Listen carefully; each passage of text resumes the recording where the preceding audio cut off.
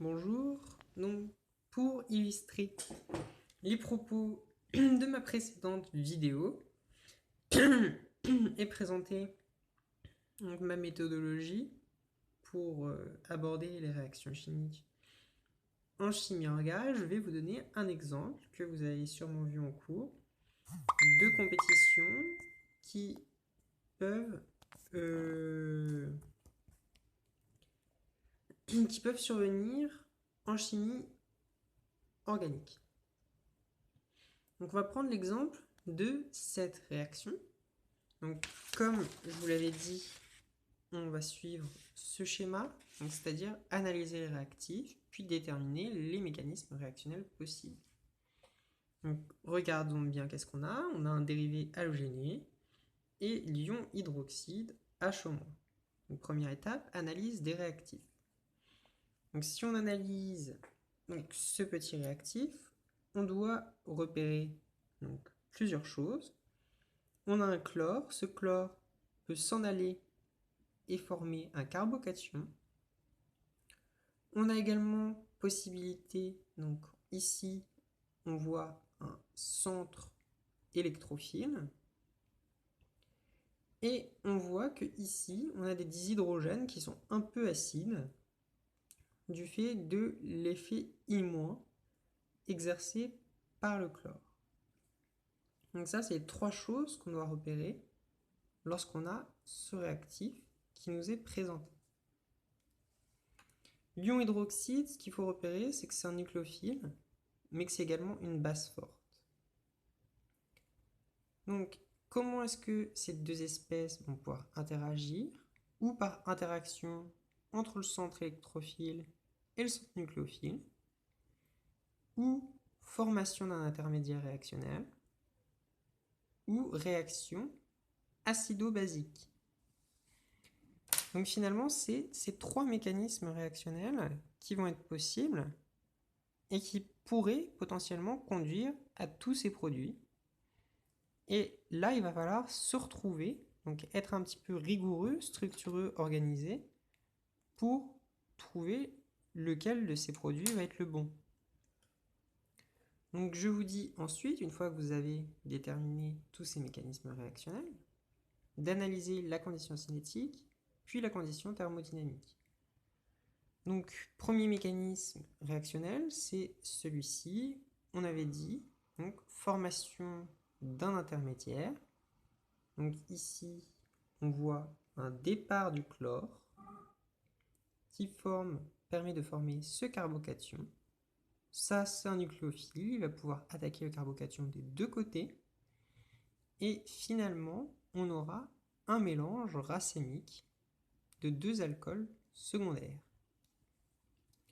Deuxième mécanisme possible, donc le nucléophile va attaquer le centre électrophile et on va passer cette fois-ci à un état de transition. C'est-à-dire qu'en même temps que le chlore s'en va, c'est pour ça que j'ai représenté par des petits pointillés, l'ion hydroxyde arrive. Donc ils sont partiellement liés à la molécule et on va observer l'alcool secondaire qui a réalisé une inversion de Walden. Dernier mécanisme possible, on avait repéré deux endroits où il y a des hydrogènes acides sur la molécule. Ce qui peut se passer, c'est par réaction acido-basique, l'arrachement de l'un de ces deux protons avec la récupération du doublet électronique sur une des deux liaisons et le départ de cette molécule de chlore pour former l'un de ces trois alcènes. Donc, en premier, analysons la fameuse condition cinétique. Et la condition cinétique, on se rappelle, elle se situe au niveau des intermédiaires réactionnels. Donc, ce qu'il faut voir, c'est lequel de ces trois intermédiaires-là, que je vais encadrer,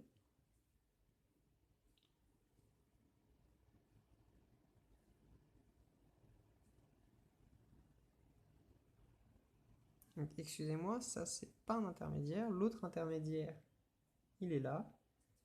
Donc, je dis des intermédiaires pour simplifier, mais ça, c'est entre crochets, c'est un état de transition, et non pas un état intermédiaire. Je reviendrai sur la différence dans une autre vidéo. Donc, lequel est, on va dire, le plus stable. Donc, on voit ici qu'on a un carbocation secondaire. Donc, c'est pas très stable. De toute façon, un carbocation, ce n'est jamais stable. C'est plus stable qu'un carbocation primaire, mais c'est pas vraiment stable non plus. Donc, un carbocation, vous pouvez retenir, c'est jamais stable. On le forme principalement si celui-là n'est pas stable. Donc, celui-là, il est finalement beaucoup plus stable que le carbocation parce que le groupement hydroxyde n'est pas très encombré.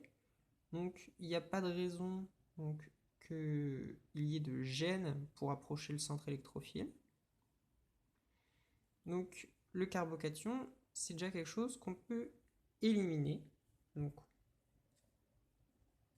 ce n'est pas le mécanisme réactionnel qui va intervenir, puisque celui-là est plus stable. Cet intermédiaire-là est plus stable. Comparons maintenant ces deux intermédiaires. Donc, pourquoi est-ce que c'est la réaction acido-basique qui va se faire? Donc, vous pouvez retenir que les réactions acido-basiques, c'est les réactions qui se font extrêmement facilement. C'est extrêmement stabilisant pour la base de capter un proton. Donc, ça se fait parce que ces deux hydrogènes-là sont acides. Et ça se fait parce que s'il y avait donc cette attaque nucléophile, on aurait le chlore et l'hydroxyde qui seraient très rapprochés l'un de l'autre.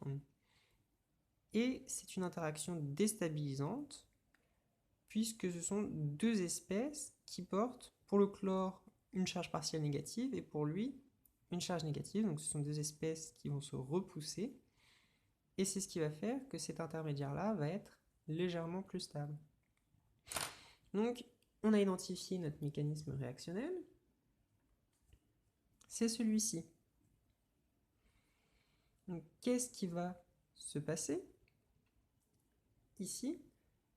Donc, également, cette réaction-là, elle se produit parce que l'ion hydroxyde est une base très forte, donc qui a un caractère basique prononcé, et elle va beaucoup plus réagir en tant que base qu'en tant que nucléophile. Donc, on sait qu'on va avoir un de ces trois produits majoritaires. Maintenant qu'on a analysé la condition cinétique, on va analyser la condition thermodynamique. Lequel de ces trois produits est le plus stable? Eh bien, c'est évidemment celui-là. Et vous voyez qu'en étant rigoureux, en procédant étape par étape, même sans connaître par cœur donc, le tableau qu'on a vu, le tableau de Monsieur Estour, que je conseille d'apprendre par cœur quand même, qu'il faut maîtriser à fond, même sans le connaître, si vous êtes perdu le jour du concours, vous pouvez retrouver donc, le produit majoritaire en procédant finalement juste étape par étape. Donc voilà, j'espère que ça aura été assez clair. Dans mes prochaines vidéos, je suivrai à la lettre le cours de chimie organique de la passesse de Rouen pour essayer d'apporter quelques éclaircissements, tout ça.